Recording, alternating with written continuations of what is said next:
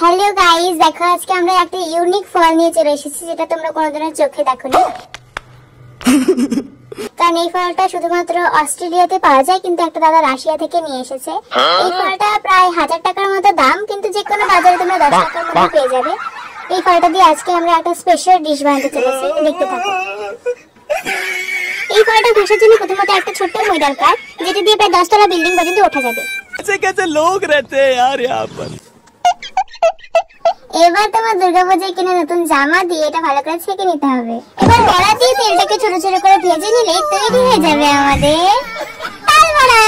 शाबाश बेटा, बहुत बढ़िया। তো গাইস, আমাদের এই চিকেন রেসিপি কেমন লাগা অবশ্যই কমেন্টে বাতানা। ভিডিওটি ভালো লাগলে অবশ্যই লাইক কমেন্ট করে দিও আর সাবস্ক্রাইব করতে একদম ভুলবেন না। বাই।